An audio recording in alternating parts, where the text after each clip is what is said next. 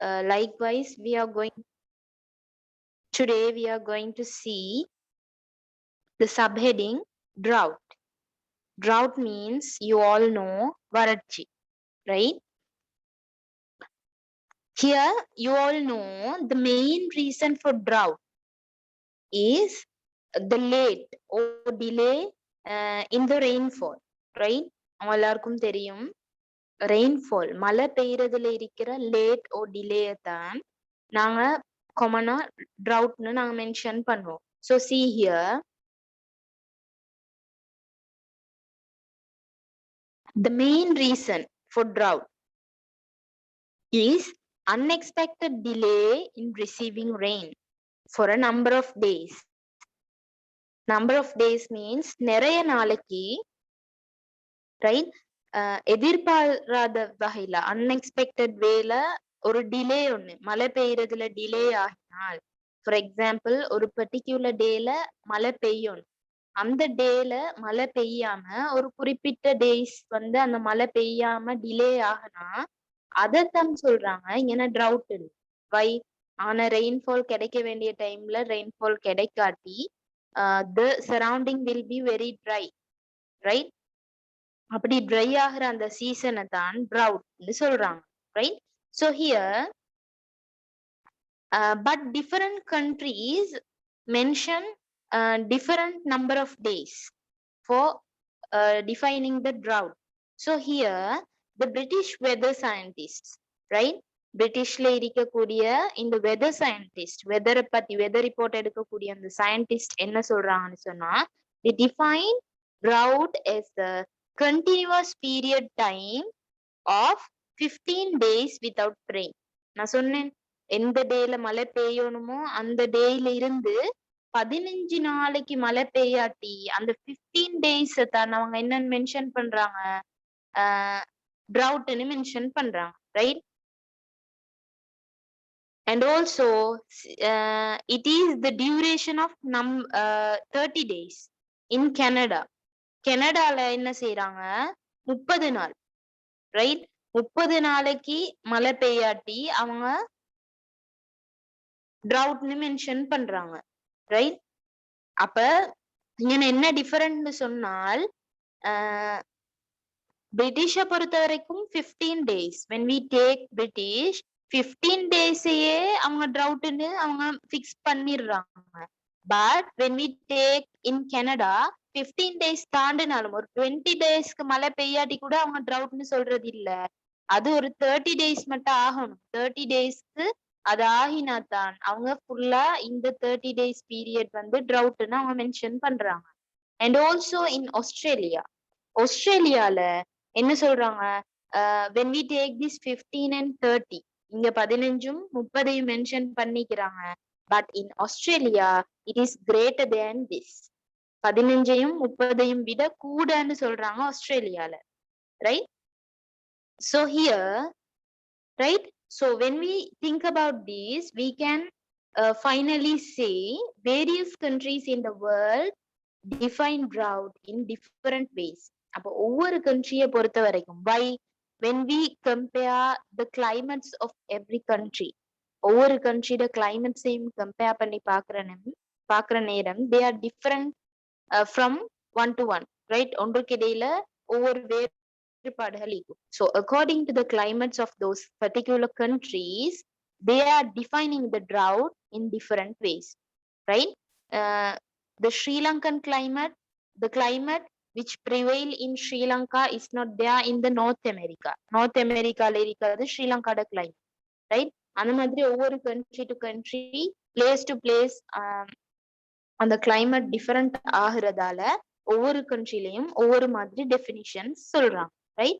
So it's apparent. Here you can see a word apparent. Apparent means clear, right? It's clear that the main reason, right, for drought is delay in receiving rain. As I have told you earlier, delay in receiving rain, மழை பெய்யறதுல ஏற்படுற டிலேயை தான் நாங்க drought-ன்னு சொல்றோம், வறட்சின்னு சொல்றோம். So here people are facing so many hazards, right? Hazards means நிறைய விபத்துக்களை மக்கள் face பண்றாங்க. Hazards of drought when the water supply is not sufficient, right? அவங்களுக்கு வாட்டர் சப்ளை சஃபிஷியண்டா கிடைக்காட்டி, அவங்களுக்கு கிடைக்க வேண்டிய பீப்புளுக்கு யூஸ்க்கு கிடைக்க வேண்டிய வாட்டர் அவங்களுக்கு சரியான முறையில கிடைக்காட்டி அவங்க நிறைய ஹசார்ட்ஸ் ஃபேஸ் பண்றாங்க. But the people are getting water supply. அவங்களுக்கு என்னென்ன வகையில எல்லாம் அவங்களோட ஏரியாஸ்ல வாட்டர் கிடைக்குது. Here see due to the change here water சப்ளைல என்ன ரீசனால வாட்டர் சப்ளைன்னு சொல்றது இங்கன்னா இவங்க ஆர்டிபிஷியல் எங்களுக்கு கிடைக்குது டெப்லைன் அத சொல்லல. இப்ப அவங்களுக்கு ஒவ்வொரு when we think of every people there are many water resources, right? So different people are getting water from rivers, ponds, streams.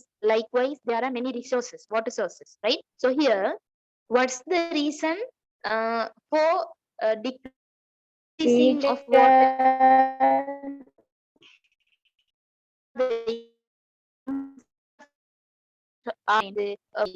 அந்த மாதிரி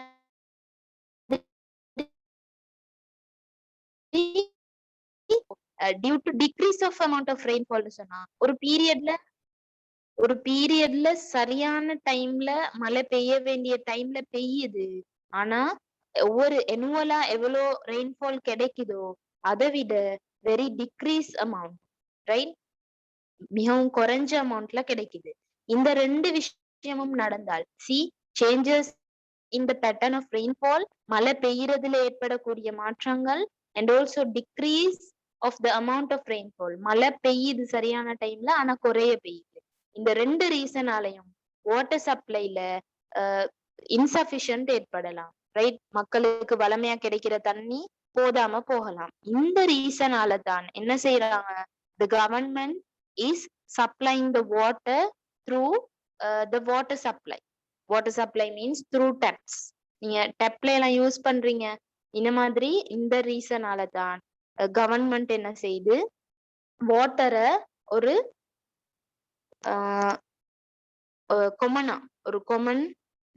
கொமன் சர்வீஸா பப்ளிக் கவர்மெண்ட் வந்து பப்ளிக் பீப்புளுக்கு, ரைட்? பப்ளிக்கு அது ப்ரொவைட் பண்றாங்க, right?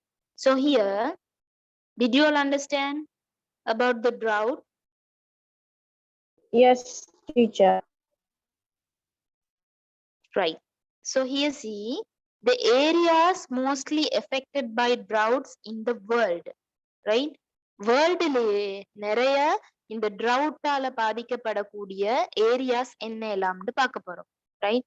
So here Central African Sahel zone, right? Central African, right? Central African, you all know. African continent, you all know. It is near the Europe continent, right? Europe continent கிட்ட தான் நீக்குது Africa.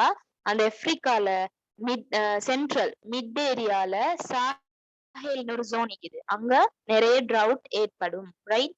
Next one second one is Midwest zone in North America. North Americaல Midwest mean Midwest பிரதேசம், right? Midwest mean நீங்க சொல்ற மாதிரி அந்த மத்திய மேற்கு பிரதேசம் அப்படின்னு இல்ல, மிட்வெஸ்ட்னு ஒரு இடம் நீக்கி அங்கதான், right? Next one central Australia. ஆஸ்திரேலியால மத்திய பகுதி, right? Central area of the Australia. And next one in India there are Maharashtra, Gujarat and Hyderabad.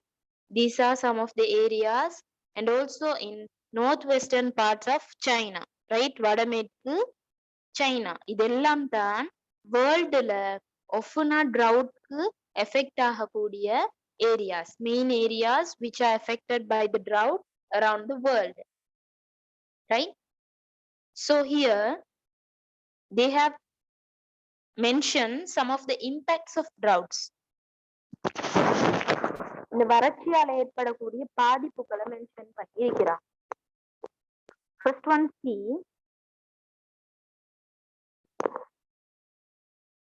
presence of severe water scarcity. Scarcity means பஞ்சம். Severe water scarcity means தீவிர நீர் பற்றாக்குறை, அப்படி இல்லாட்டி தீவிர நீர் பஞ்சம், right?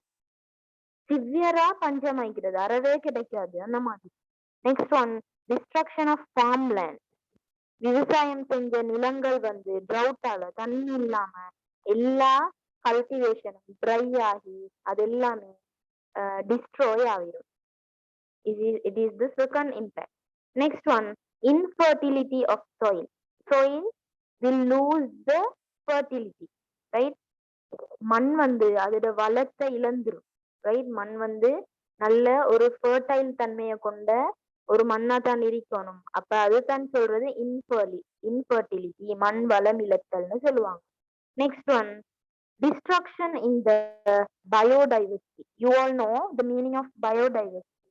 Biodiversity means the environment should have the trees and the grasslands, the insects, the animals, the everything which needed for that particular environment. அந்தந்த environmentக்கு தேவையான trees, grasslands, insects இருக்கட்டும், வேற வேற animals இருக்கட்டும், எதா இருந்தாலும் அந்தந்த environmentக்கு எல்லாமே இருக்கணும். அப்படி இல்லாம போற அந்த அதெல்லாம் ஈக்குவலா இருக்கிறத தான் இங்க பயோடைவர்சிட்டின்னு சொல்றது. அப்ப இந்த மாதிரி ட்ரவுட் வர நேரம் பயோடைவர்சிட்டி, பிளான்ஸ் அழிஞ்சு போகும், இன்செக்ட்ஸ் அண்ட் அனிமல்ஸ் தண்ணி இல்லாம செத்து போகும், இந்த மாதிரி நிறைய இம்பாக்ட் வரும். அதுதான் destruction in the biodiversity. Next one, damage to the vegetation cover. Vegetation cover means they are commonly saying, right? They have mentioned the farmlands, the cultivation as farmlands. அந்த cultivation செய்யறது, அந்த agricultural lands, அதுதான் farmlands mention பண்ணினாங்க. But here they are mentioning damage to vegetation cover, right? நாங்க ஹியூமனால செய்யப்பட்ட agricultural lands இல்லாம வேற vegetation cover, கொமனா எல்லா இடத்துலயும் கொமனா grow ஆகின grasses இருக்கட்டும், வேற வேற ட்ரீஸ் இருக்கட்டும், அது நேச்சுரலாவே க்ரோ ஆகின பிளான்ஸ் இருக்கும். அதைத்தான் வெஜிடேஷன் கவர்னு சொல்லுவாங்க, தாவர போர்வைன்னு சொல்லுவாங்க. அப்ப அதுக்கும் டேமேஜ் ஏற்படும், அதெல்லாம் சும்மாவே செத்து போகும், right? And next one, obstruction to hydro power station. You all know hydro power station means the hydro power station is there in Sri Lanka also, right? And Victoria Dam, they have the hydropower station, right? நீர் மின்சாரம், right? அப்ப என்ன water amount குறைறதால என்ன நடக்கும்? இந்த hydro power, right? Hydro power generate பண்றது வந்து கஷ்டமை, தடை, ரைட்? அப்ப ஹைட்ரோ பவர் ஸ்டேஷன் நீர் மின்சாரம் உற்பத்தி செய்யறதுல தடைகள் ஏற்படும், தண்ணி போதாது, right? So next one, humans and animals suffer from starvation and diseases. Starvation means பட்டினி, diseases means நோய்கள். அப்ப மனிதனுக்கும் மிருகங்களுக்கும் விலங்குகளுக்கும் என்ன நடக்கும்? ஹியூமன்ஸ் அண்ட் அனிமல்ஸ் ரெண்டு பேருக்கும் பட்டினி வரும், diseases நோய்களும் வரும், right? Next one, destruction of natural beauty, right?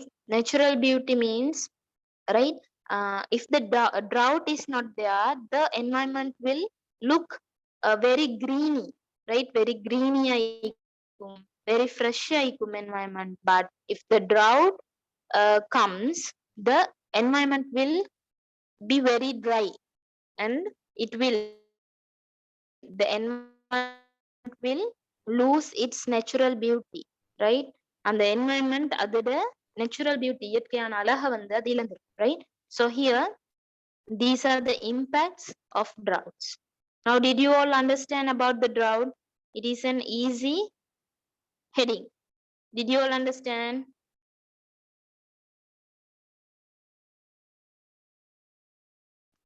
All know here in the first unit of grade 11 also you have studied the temperate zone, that forest. So here we can see these are the temperate zone,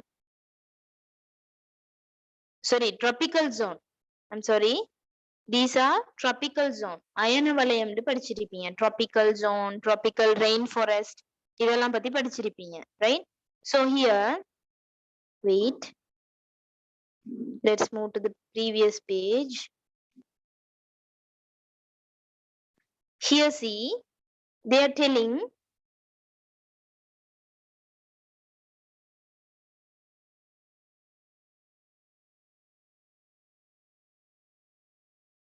here, tropical ocean, low pressure on the surface of the tropical ocean. இப்ப நான் mention பண்ணி காட்டுன அந்த tropical zoneல இருக்கக்கூடிய அந்த ocean part surfaceல, right? இப்ப நான் mention பண்ணி காட்டுன tropical zone அந்த tropical zoneல நிறைய oceans அதுல சேருது. For example, there is Pacific Ocean, Atlantic Ocean and Indian Ocean. Right? இந்த 3 ஓஷனும் அதுல இருக்குது. ரைட்? அப்ப இந்த ஓஷன்ஸ், இந்த ட்ராபிக்கல் ஓஷன்ஸ்ல சர்ஃபேஸ்ல sometimes intense center of low pressure, மிகவும் அதிகூடுன தாளமுக்கம், லோ பிரஷர்னு சொல்லி நீங்க நியூஸ்ல எல்லாம் கேட்டிருப்பீங்க. when the heavy rains come, they will mention on the radios or they will telecast on televisions as low pressure, right? தாளமுக்கம்னு தான் அவங்க மென்ஷன் பண்ணுவாங்க. அப்ப இந்த ட்ராபிக்கல் ஓஷன் சர்ஃபேஸ்ல, மேற்பரப்புல இந்த இன்டென்ஸ் லோ பிரஷர் காரணமாக ஏற்படக்கூடிய இந்த ஸ்வர்லோட ஏற்படக்கூடிய ஒரு ஹார்ட் ப்ளோவிங் விண்ட தான் we are calling as whirlwind or cyclone, right? Did you all understand? இது முக்கியமான ஒரு டெஃபினிஷன்.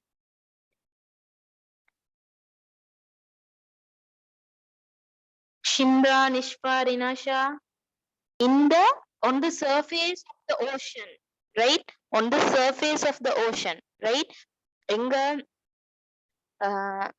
சமுத்திரங்களோட மேற்பகுதியில, ஓஷன்ஸ் மேற்பகுதியில தான் உருவாகுது, எஸ்பெஷலி ட்ராபிக்கல் ஓஷன்ஸ், ரைட்? அந்த ட்ராபிக்கல் ஜோன் நான் மென்ஷன் பண்ணி காட்டுனேனே, அந்த Jones, if you have forgotten the zones here, sorry, right? இந்த ஏரியால நான் மென்ஷன் பண்ணி காட்டுனேன் ட்ராபிக்கல் ஜோன் இந்த பாட்டை. அந்த ட்ராபிக்கல் ஜோன்ஸ்ல here, wait, right? This, children, please look at the screen. This part is called Pacific Ocean. This ocean is Pacific Ocean. This part is Indian Ocean. And also this part is Atlantic Ocean. அப்ப பாருங்க 3 ocean தான் நீக்குது, right? Here Arctic and Antarctic. Those Arctic Ocean and Antarctic Ocean are they are in another zone, but here we are studying about the tropical zone. அப்ப பாருங்க, tropical zoneல இருக்கக்கூடிய ஓஷனை தான் இங்க tropical oceans சொல்றாங்க. அந்த tropical ocean surface, மேற்பகுதியில, right, low pressure காரணமாக, low pressure ஏற்பட்டா, திடீர்னு தாளமுக்கம் ஏற்பட்டா, அதால இந்த ஸ்வர்லோட ஏற்படக்கூடிய, ஸ்பின் ஆகக்கூடிய ஒரு hard blowing wind. Hard blowing விண்ட்னு சொல்றது மிகவும் கடுமையாக வீசக்கூடிய காற்று. அதைத்தான் நாங்க வேர்ல்ட் விண்ட் ஓ சைக்ளோன் அப்படின்னு சொல்றோம், சூறாவளின்னு சொல்றோம், ரைட்? வேர்ல்ட் விண்ட் மீன்ஸ் சுழல் காற்று, ரைட்? சுழல் காற்று ஓ சுழல் மையம்னு சொல்லுவாங்க. and cyclone ரெண்டுமே சொல்றது. Now did you all understand the definition for cyclone, children?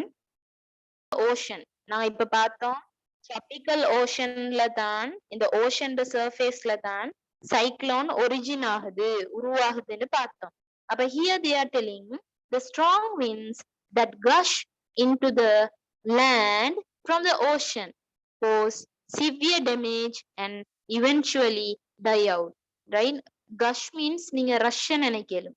அப்ப ocean surfaceல இருந்து land நோக்கி, தரை பகுதியை நோக்கி ஸ்பீடா வரக்கூடிய, gush means ரஷ்ஷா வரக்கூடிய, ரைட்? ஸ்பீடா வரக்கூடிய அந்த strong wind என்ன செய்தா, it causes damage to the coastal area or the land part. அந்த land பார்ட்டுக்கு very hard damage கொடுக்குதாம், right? So here if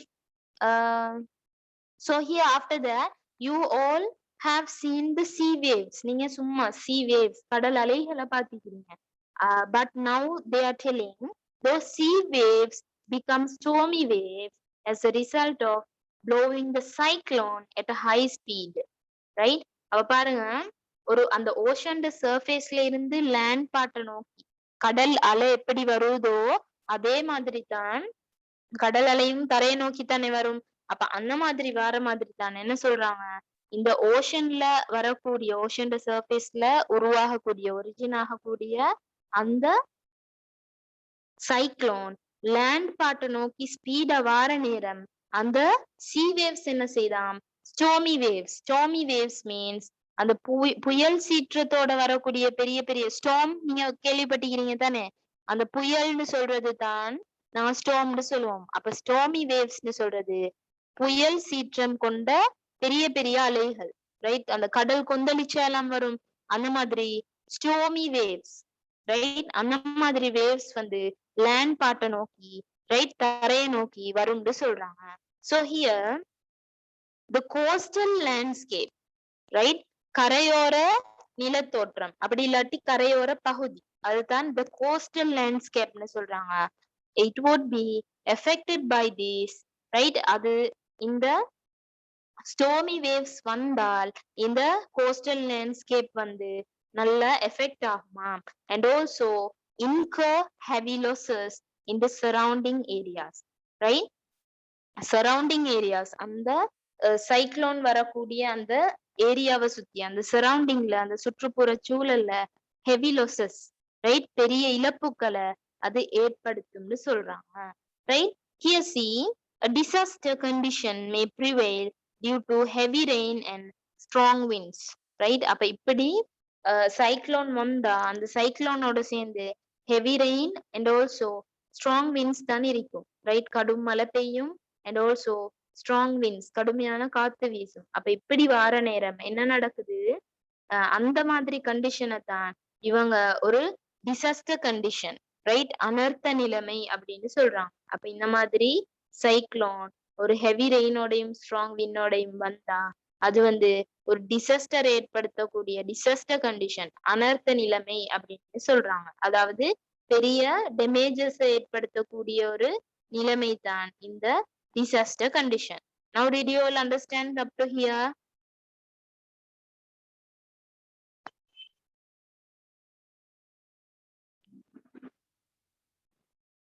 Right? இந்த சைக்ளோனுக்கு எஃபெக்ட் ஆகக்கூடிய ஏரியாஸ் சொல்றாங்க. So here the land areas located around the oceans. பார்த்தோமேனா, நான் திரும்ப திரும்ப சொல்றேன், tropical ocean சர்ஃபேஸ்ல தான் இந்த சைக்ளோன் உருவாகும்.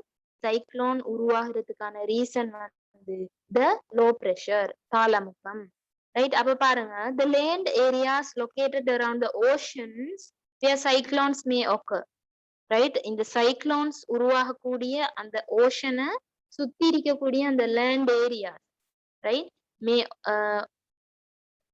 okay, cyclones may occur can be identified as areas affected by this hazard, right? அப்ப எந்த ஓஷன்ல வருதோ அந்த ஓஷனை சுத்தி இருக்கக்கூடிய அந்த லேண்ட் பார்ட் ஓ சரௌண்டிங்க தான் இந்த ஹசார்டால ஓ சைக்ளோனால எஃபெக்ட் ஆகக்கூடிய ஏரியாண்டு அவங்க மென்ஷன் பண்றாங்க. That's the thing you all know, right? அது எந்த ஏரியால அந்த சைக்ளோன் இருக்குதோ அந்த ஏரியாவை தான் நாங்க எஃபெக்ட் ஆகிற ஏரியான்னு சொல்லுவோம். அப்ப இந்த ஓஷன் சர்ஃபேஸ்ல ஏற்படுறதால அது லேண்ட் பார்ட்டையும் எஃபெக்ட் பண்றதால நாங்க அந்த ஏரியாவை தான் நாங்க எஃபெக்டட் ஏரியான்னு சொல்றோம். So here see the tropical area which have specific weather condition. நாங்க இங்க tropical area, tropical zone, the tropical area, அதுல ரைட் ஸ்பெசிபிக் வெதர் கண்டிஷன், ஒரு சிறப்பான ஒரு காலநிலை இருக்கக்கூடிய சில இடங்கள் இருக்குது. That is Indonesia, right? Southern coast areas of United States of America here, right? நான் சர்க்கிள் பண்ணிக்கிறது என்னது, நார்த் அமெரிக்காட சதர்ன் கோஸ்டல் ஏரியா, ரைட்? அந்த கீழ் பகுதி, ரைட்? சவுத்னு சொன்னவங்களுக்கு தெரியும், கீழே சதர்ன் கோஸ்டல் ஏரியா மீன்ஸ் தெற்கு கரையோர பகுதி, right? This is United States of America, right? Here United states of America, right? அதோட North America, right? North, இது South, right? அப்ப அப்படி இருக்கிற நேரம் இங்க அதோட சதர்ன் கோஸ்ட் ஏரியால சைக்ளோன் எஃபெக்ட் ஆகுது. And next here this is Indian ocean, இங்க bay of Bengal, here I am mentioning in blue colour, இந்த ப்ளூ கலர்ல மென்ஷன் பண்ணிக்க கூடிய அந்த பே ஆஃப் பெங்கால்ல வருது. These are some of the examples for the area affected by cyclone. Cyclone affect பண்ணக்கூடிய areas தான் இதெல்லாம், right? So here see various names are used. Sometimes you may have heard these names: hurricane, willy willies, typhoon, cyclone, bagu.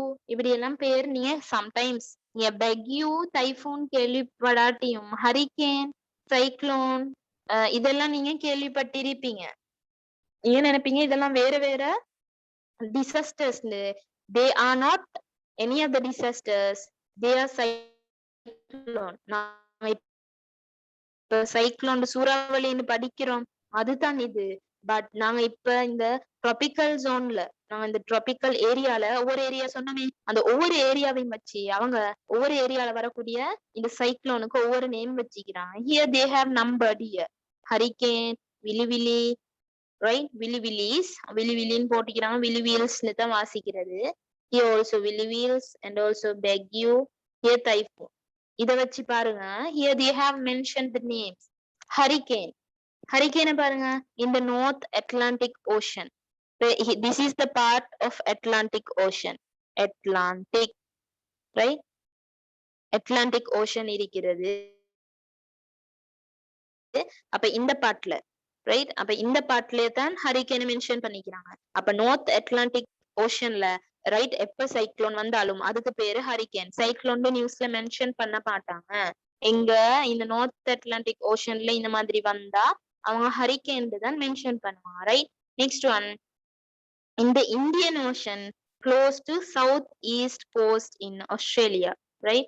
Southeast coast, here south, right? The southeast coast of இந்த part, right? இந்த பார்ட்ல வந்தா அவங்க விலிவீல்ஸ்னு சொல்லுவாங்க, right? And next